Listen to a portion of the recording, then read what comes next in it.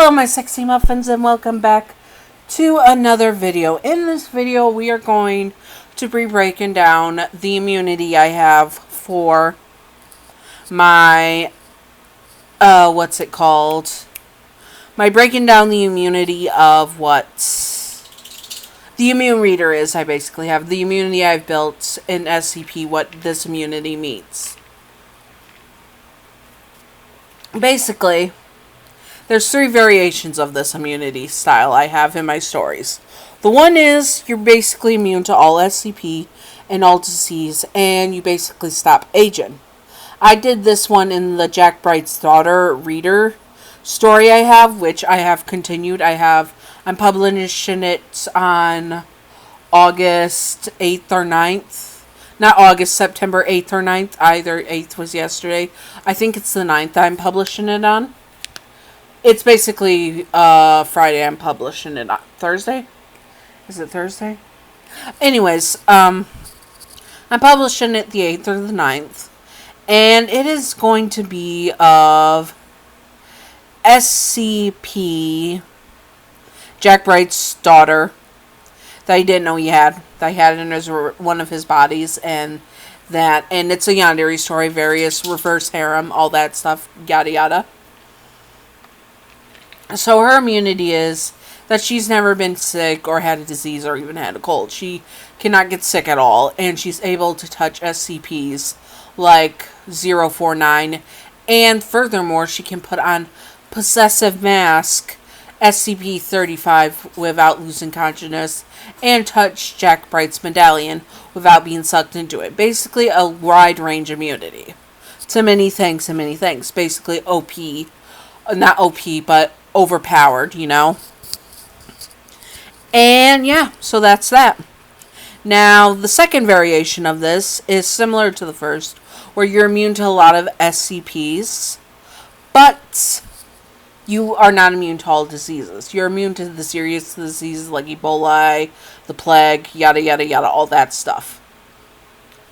But you're still immune to SCPs, the medallion, possessive mask, etc. You have regeneration powers.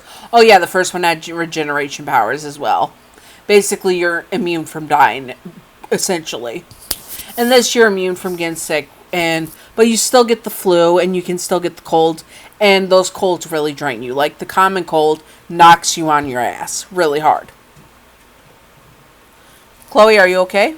Sorry, she's making noise. You're okay. Where's your toy? Okay, go get your toy.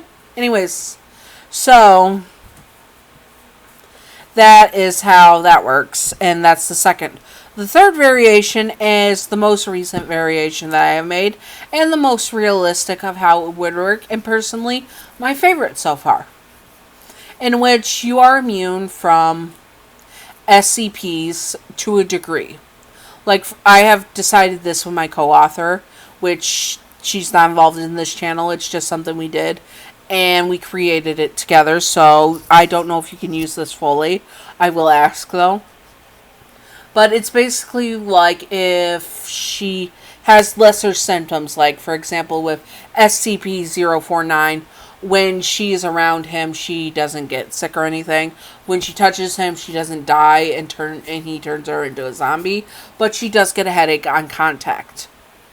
This headache lasts and increases the longer she's in physical contact. So if they're touching, like hand to hand or touching any body part to body part, that headache increases and gets longer.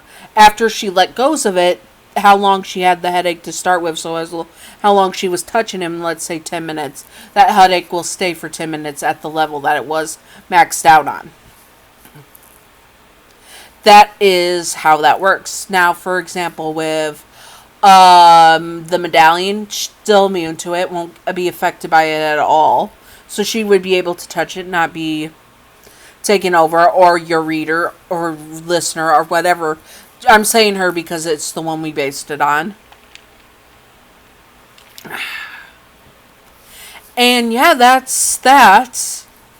And then with possessive mask, the longer you have him on your face, the more control he has of your body. Like, you can willingly take him on and off without losing consciousness. And the more you have him on, the more sick you get, the more headaches you get, physically ill. And the longer you're with SCP-049, let's say if you have, there's stages. Like, if you're just touching him, holding hands, or hugging him, you just get headaches and shit, and really nauseous, and so on. But if you were to have sex with him, yes, which I do have in my fan fictions, don't come at me, YouTube. I just said one word. That you would become very sick and be hours worth of vomiting and possibly having some internal issues. We don't know fully about the internal issues yet. But then if you were to become pregnant with an SCP like SCP-049, well, you would be on strict bed rest and basically on your deathbed for 9 months straight. Then when you give birth to the baby, you would most likely die. That is the immunity you get with this third immunity. It's not overpowered, but it also has some things that make it difficult to fully be in touch in them. And I like this because it adds another layer of, oh, I'm not just immune to you, I can do whatever I want. And I liked how this developed so far from straight immunity to what it is now, and I will tinker with it to perfect it. Anyways, that is the immunity with the SCPs in my thing. I hope that you all enjoyed, and if you would like to see more of my SCP breakdowns I have done for ideas in SCP, I can also do Alto Cleft as the devil theory I have, or where he's the devil, or him as Adam theory that someone had that I based a story off of. It's very complicated. I will see if I can get permission for that because I don't want to steal their idea.